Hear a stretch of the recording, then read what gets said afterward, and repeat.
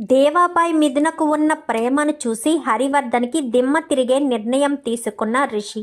ఇంతకు ఏం జరిగింది? అసలు దేవాపై మిథునకు ఉన్న ప్రేమను చూడడమేంటి? అంటే దేవా మిథున భార్యాభర్తలన్న విషయం తెలుసుకుని రిషి హరివర్ధన్కు దిమ్మ తిరిగే నిర్ణయం తీసుకున్నాడా? ఇదంతా కూడా వీడియోలో చూసి తెలుసుకునేద్దాం. నువ్వుంటే నా జతగా అప్కమింగ్ ఎపిసోడ్స్లో ఏం జరగబోతుందో ముందుగా తెలుసుకోవాలి అనుకుంటే వీడియోని లైక్ చేసి ఛానల్ని సబ్స్క్రైబ్ చేసుకోండి.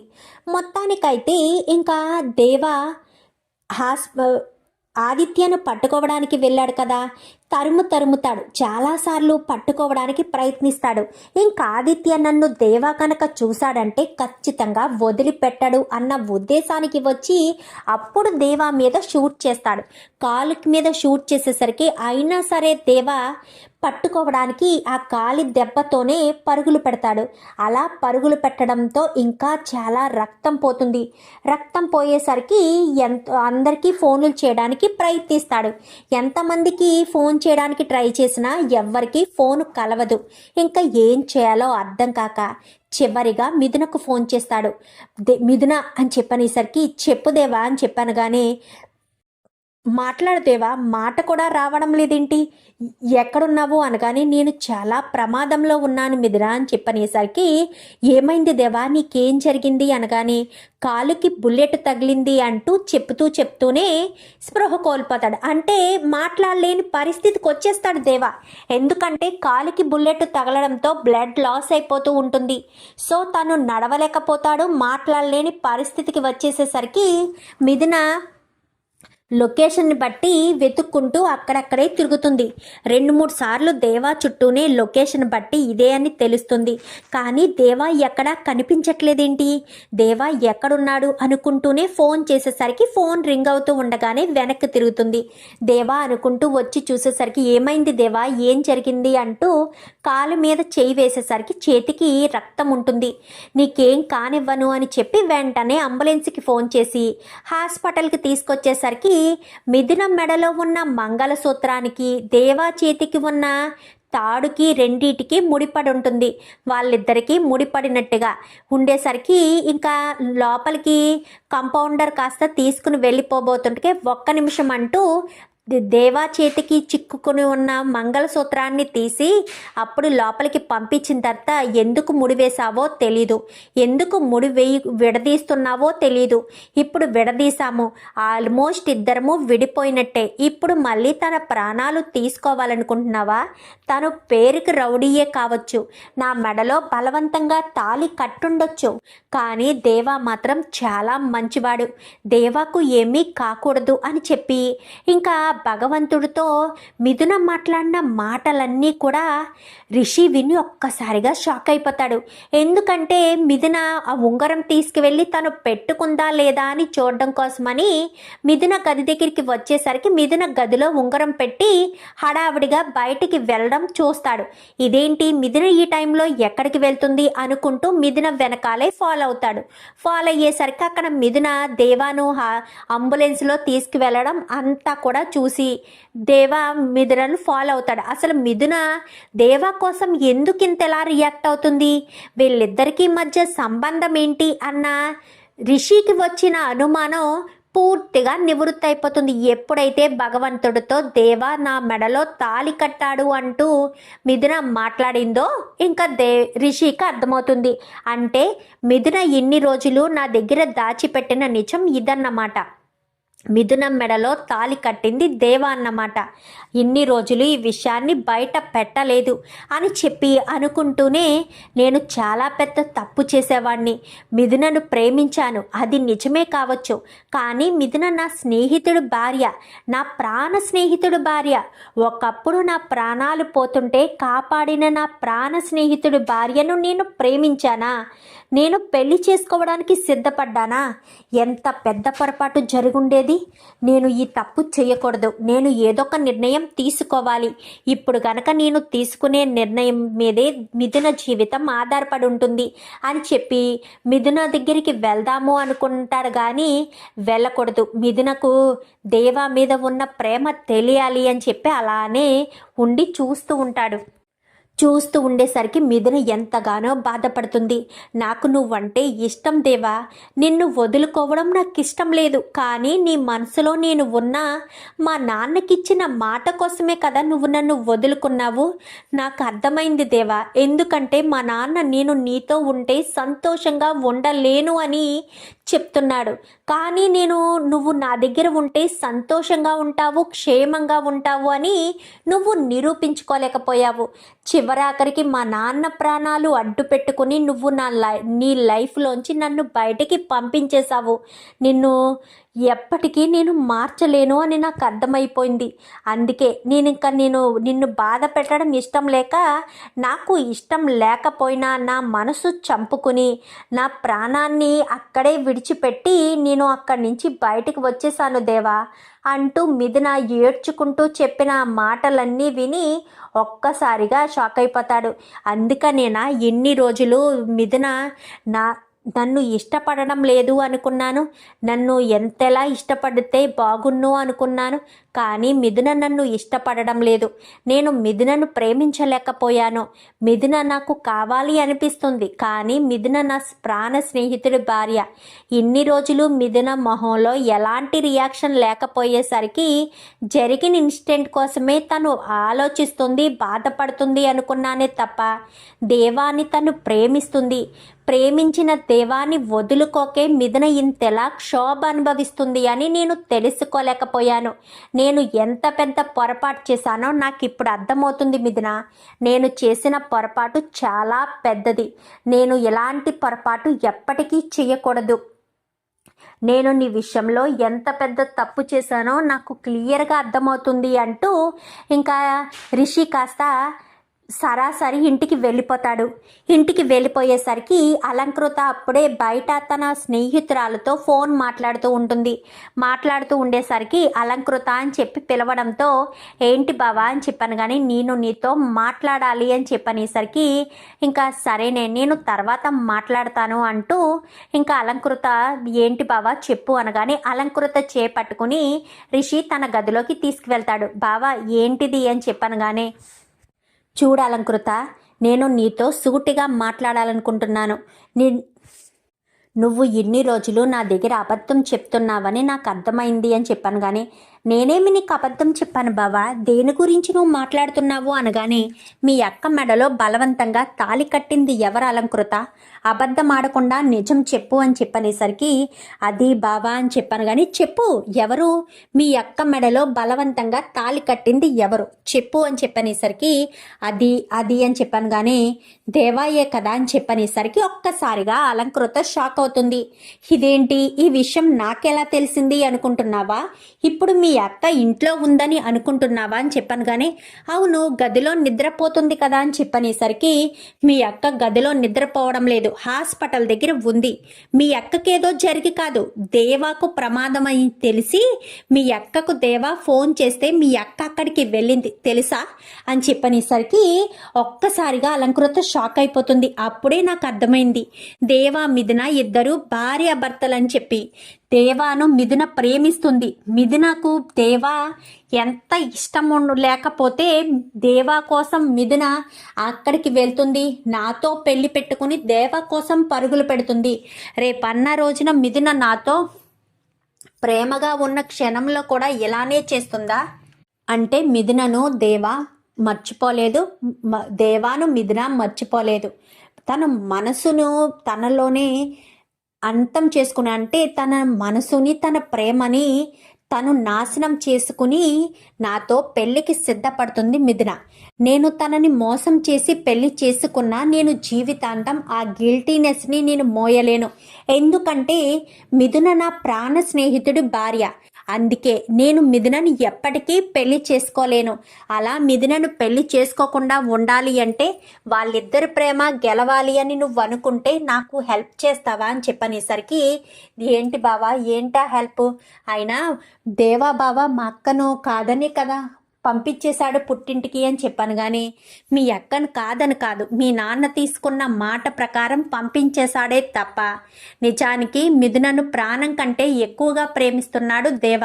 అలాంటిది దేవ మిథునను ఎందుకు వదులుకుంటాడు? వదులుకోవాల్సిన పరిస్థితి వచ్చినా వదులుకునే మనస్తత్వం కాదు దేవాది.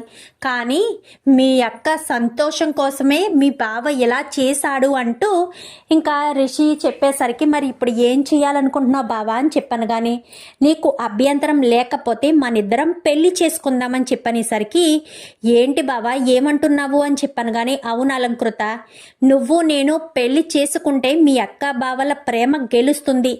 ఒకరంటే ఒకరికి అంత ఇష్టమున్న వాళ్ళని విడదీసి నాతో తన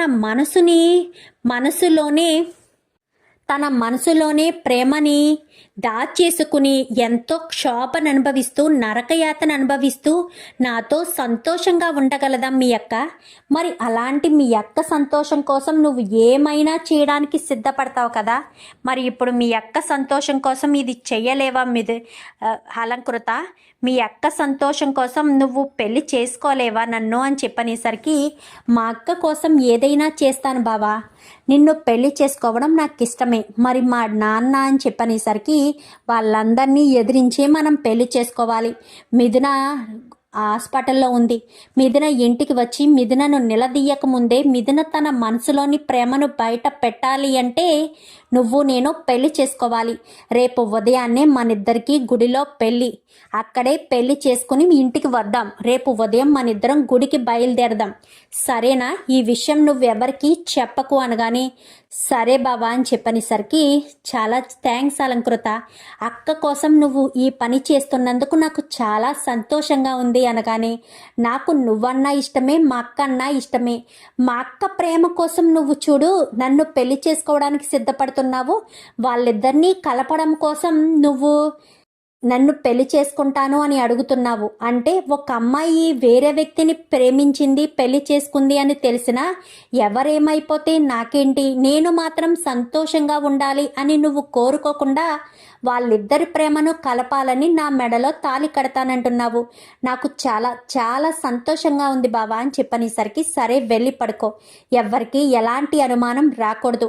రేపు ఉదయాన్నే ఎవరూ నిద్ర లేవకముందే మనం రెడీ అయ్యి ఇక్కడి నుంచి వెళ్ళిపోవాలి.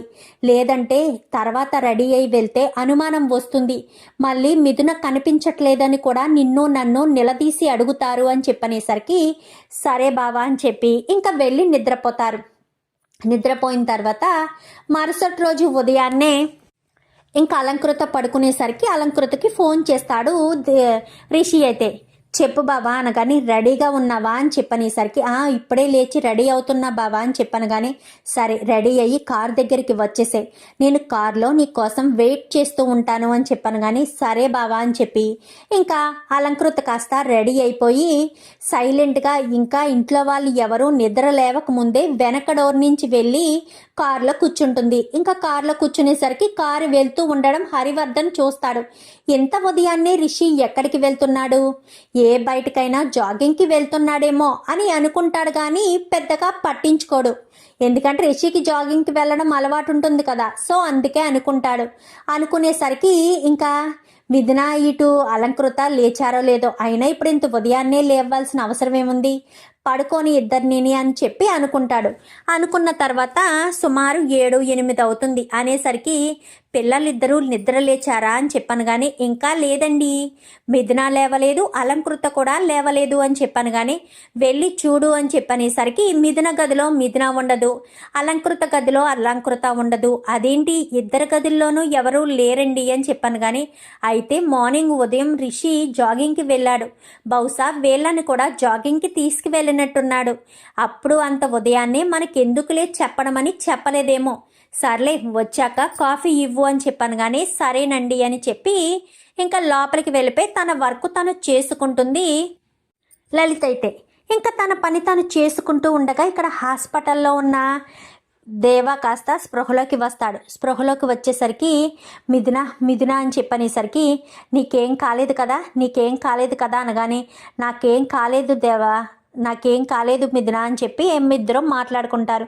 నిన్ను ఇబ్బంది పెట్టాను అని చెప్పనేసరికి ఆ సమయంలో చాలామందికి ఫోన్ చేశాను, ఎవరికి ఫోన్ చేసినా కానీ ఎవరి ఫోను పని చేయలేదు, అందుకే నీకు చేయాల్సిన పరిస్థితి వచ్చింది, నన్ను క్షమించు మిథున అని చెప్పనేసరికి నువ్వు నాకు క్షమాపణ చెప్పడం ఏంటి, నువ్వు నాకు క్షమాపణ చెప్పవలసిన అవసరం లేదు అంటూ మిథున మాట్లాడుతుంది. మిథున మాట్లాడేసరికి సరే నిన్ను ఇబ్బంది పెట్టాను మిథున అని చెప్పనేసరికి లేదు నన్ను ఇబ్బంది పెట్టలేదు అని చెప్పనగానే ఇంకా వెంటనే మిథున నీకు ఒక మాట చెప్పాలి అని చెప్పనగానే ఏంటి దేవా అని చెప్పనేసరికి ఏమీ లేదులే అని చెప్పి అనుకుంటూ ఉండేసరికి ఇంకా అంటే మిథున తనకు దూరం అయిపోతుందని దేవా కాస్త ఒక లెటర్లో అయితే మిథున మీద ఉన్న ప్రేమనంతా లెటర్లో రాసుకుంటాడు.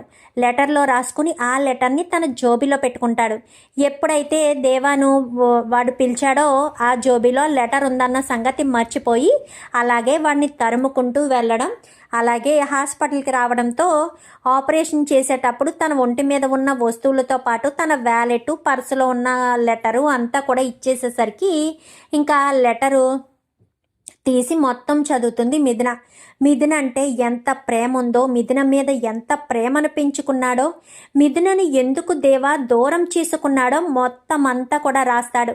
అదంతా చూసి మిథున ఎంతగానో బాధపడుతూ ఏదైనా చెప్పాలా దేవా అంటూ అడిగేసరికి ఏమీ లేదు అని చెప్పాను. కానీ నీకు సంబంధించింది నా దగ్గర ఒకటి ఉండిపోయింది అని చెప్పనేసరికి ఏంటి దేవా అది అని చెప్పనగానే అని చెప్పి ఇంకా లెటర్ని కాస్త తన చేతిలో పెట్టడంతో ఒక్కసారిగా షాక్ అయిపోతాడు దేవా. అయితే ఈ లెటరు అని చెప్పనగానే లెటర్లో ఉన్నదంతా చదివాను దేవా, లెటర్లో నువ్వు నా మీద ఉన్న నీకు ఎంత ప్రేమ ఉందో, నా మీద నువ్వు ఎంత ప్రేమను పెంచుకున్నావో, నా మీద ఉన్న ప్రేమను నువ్వు ఎందుకు దూరం చేసుకున్నావో అంతా చదివాను అని చెప్పి మాట్లాడుతూ ఉండేసరికి సరే ఇంకా నేను వెళ్తాను, నువ్వు నీ మనసులో ఉన్న ప్రేమను నాకు చెప్పకుండా నీ మనసులోనే దాచేసుకున్నావు, నేను ఇప్పుడు ఏం చేయాలో అర్థం కాని పరిస్థితిలో ఉన్నాను అనుకుంటూ ఏడ్చుకుంటూ నన్ను ఇంత మోసం చేస్తావని అనుకోలేదు, నీ మనసులో నా మీద ఎంత ప్రేమ ఉన్నప్పుడు అప్పుడే చెప్పొచ్చు కదా దేవా, అప్పుడు చెప్పడం మానేసి నీ మనసులో దాచుకుని నన్ను బాధ పెడతావా అంటూ ఇంకా బాధపడుతూ ఏడ్చుకుంటూ వెళ్ళిపోతుంది. మిథున మిథున అంటూ పిలుస్తాడు కానీ పలకకుండా వెళ్ళిపోతుంది. ఇంటికి వచ్చేస్తుంది. ఇంటికి వచ్చేసరికి ఏంటమ్మా మిథున నువ్వెక్కడికి వెళ్ళావు, జాగింగ్కి ఈ డ్రెస్లో వెళ్ళావా అని చెప్పాను. కానీ జాగింగ్కి వెళ్ళడం ఏంటి నాన్న అని చెప్పనేసరికి నేను రాత్రే ఇంట్లోంచి బయటికి వెళ్ళాను అని చెప్పాను. కానీ రాత్రి ఇంట్లోంచి బయటికి వెళ్ళడం ఏంటి, అయినా నీ చున్నీకేంటి ఆ రక్తపు మరకలు అని చెప్పాను. కానీ నేను దేవాని హాస్పిటల్లో జాయిన్ చేయడానికి వెళ్ళాను అనేసరికి ఏంటి దేవాను హాస్పిటల్లో జాయిన్ చేయడానికా, దేవా కోసం నువ్వెళ్ళడం ఏంటి, వాడిని హాస్పిటల్లో జాయిన్ చేయవలసిన అవసరం నీకేంటి, నువ్వెందుకు బయటికి వెళ్ళావు అని చెప్పాను. కానీ దేవా ప్రమాదంలో ఉన్నాడని నాకు ఫోన్ వచ్చింది నాన్న, అందుకనే వెళ్ళాను అనేసరికి అంటే ఆ దేవాని ఇంకా నువ్వు మర్చిపోలేదా అని చెప్పాను. కానీ దేవాను నేను మర్చిపోవడం కాదు, దేవా కూడా నన్ను మర్చిపోలేదు, మీతో నేను ఎప్పుడూ ఇంత కర్కశంగా ఇంత కఠినంగా మాట్లాడతానని అస్సలు అనుకోలేదు నాన్న, మీరు నా ప్రేమను చంపేశారా నాన్న, నా ప్రేమను సర్వనాశనం చేసేశారా, దేవా నన్ను ప్రాణం కంటే ఎక్కువగా ప్రేమించాడు నాన్న, కానీ కేవలం మీ వల్ల, మీరు తీసుకున్న మాట వల్ల, మీరు మాట్లాడిన మాటల వల్ల దేవా నన్ను ఆ ఇంటి నుంచి ఇంటికి పంపించేశాడు. నిజంగా నేను దేవాకు ఇష్టం లేదేమో అనుకున్నాను, కానీ నా మీద కొండంత ప్రేమను దాచుకున్నాను నాన్న దేవా, అలాంటి దేవాను నా నుంచి దూరం చేస్తే నేను సంతోషంగా ఉంటాననుకున్నారా, రిషిని నేను పెళ్లి చేసుకున్నా సంతోషంగా ఉండను కూడా, నాకు జీవితాంతం దేవానే గుర్తుంటాడు, దేవానే నేను ప్రేమిస్తూ ఉంటాను అని చెప్పి మిథున కాస్త ఏడ్చుకుంటూ లోపలికి వెళ్ళేసరికి అమ్మ మిథున అంటూ ఇంకా లలిత పిలుస్తుంది. పిలిచేసరికి చూసావమ్మా నాన్న నా ఇష్టాలకి ఎంతో గౌరవం ఇస్తారనుకున్నాను, నా ప్రేమను నా జీవితాన్ని నాశనం చేశారు సార్ అమ్మా అని చెప్పి ఏడుస్తూ ఉండేసరికి ఈలోపు కారు రావడంతో అందరూ కూడా కారు వంక చూడడంతో కారులోంచి పెళ్లి కూతురు పెళ్లి కొడుకు గెటప్లో అలంకృత ఇటు రిషి ఇద్దరు కూడా దిగుతారు, చెయ్య పట్టుకుని. ఒక్కసారిగా షాక్ అయిపోతాడు హరివర్ధన్ అయితే. మిథున ఇంక అందరూ కూడా అలా చూసి ఉండిపోతారు. ఇదేంటి, రిషి అలంకృతను పెళ్లి చేసుకొస్తున్నాడు అంటే దేవా మిథున భార్యాభర్తలన్న విషయం రిషికి తెలిసిపోయిందా? తెలిసిపోయి ఇలాంటి నిర్ణయం తీసుకున్నాడా ఏంటి అనుకుంటూ అలా చూస్తూ స్టన్ అయిపోయేసరికి, మమ్మల్ని ఆశీర్వదించండి మావయ్య అని చెప్పాను. కానీ ఏం చేసావు రిషి?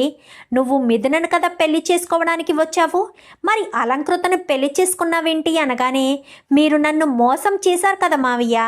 మిథునాదేవ భార్యాభర్తలన్న విషయం మీరు నాకు చెప్పలేదు కదా.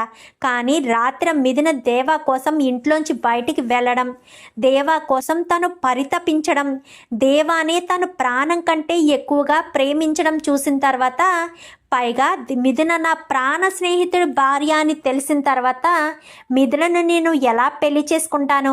మీరు నన్ను ఏదో రకంగా బలవంత పెట్టైనా సరే మిథున మెడలో తాళి కట్టిస్తారన్న ఉద్దేశంతోనే నేను అలంకృతతో మాట్లాడి, మా అక్క కోసం నేను ఏదైనా చేస్తాను అని అలంకృత అన్న తర్వాతే అలంకృత నేను ఉదయాన్నే గుడికి వెళ్ళి పెళ్లి చేసుకుని వచ్చాము అని చెప్పనేసరికి, అలంకృత అని చెప్పాను కానీ అక్క అంటూ ఇంకా మిథునని పట్టుకుంటుంది.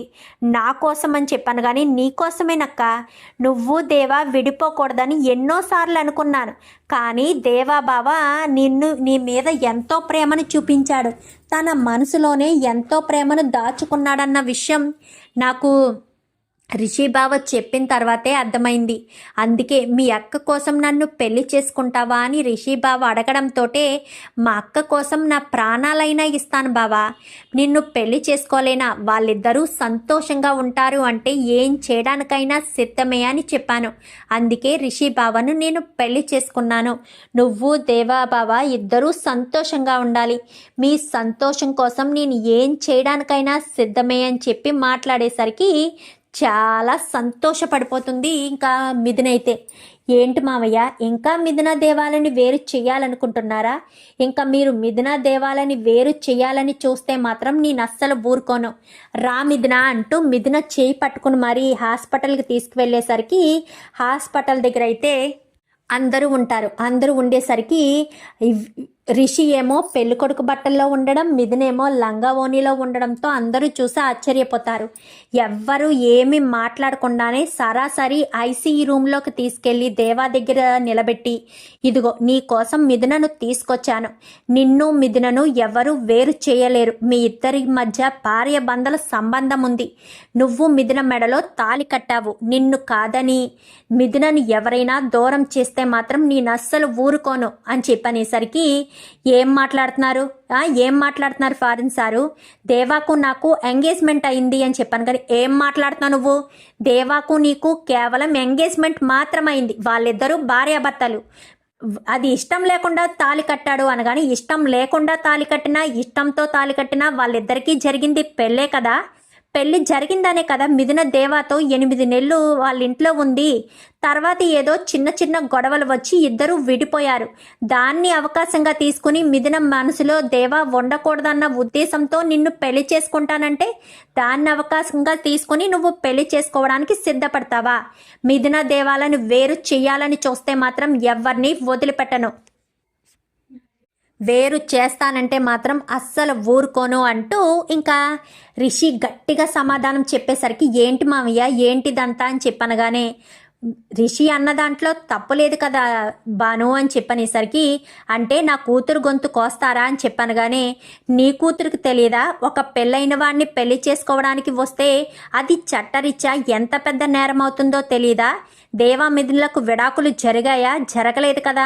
మరి వాళ్ళిద్దరికీ విడాకులు జరగకుండానే మిథున దేవాను పెళ్లి చేసుకోవడానికి బాను వస్తే పెళ్లి చేస్తామనడం మాది బుద్ధి తక్కువ అని చెప్పనేసరికి, మీరేం బాధపడకండి అంకుల్, నేను మిథునను దేవాను తీసుకుని అమెరికా వెళ్ళిపోతాను, మేము అక్కడే సెటిల్ అవుతాము, దేవా ఇంకిక్కడ ఉండడు, ఇక్కడ దేవాకు తనకి ఎలాంటి ఇబ్బంది ఉండదు అని చెప్పి ఇంకా మాట్లాడేసరికి, సరేనని ఇంకా ఏం మాట్లాడరు. ఇంకా దేవాను మిథునను ఒక్కటి చేస్తాడు. హరివర్ధన్ మాత్రం అలా షాక్ అయి ఉండిపోతాడు. ఏం చేయాలో అర్థం కాని పరిస్థితిలో, ఏదైతే జరగకూడదు అని హరివర్ధన్ అనుకున్నాడో అదే జరిగేసరికి ఏమీ తేల్చుకోలేని పరిస్థితిలో ఉండిపోతాడు. చూద్దాం మరి రాబోయే ఎపిసోడ్స్లో ఏం జరుగుతుందో. వీడియో నచ్చితే లైక్ చేసి ఛానల్ని సబ్స్క్రైబ్ చేసుకోండి. Thank you for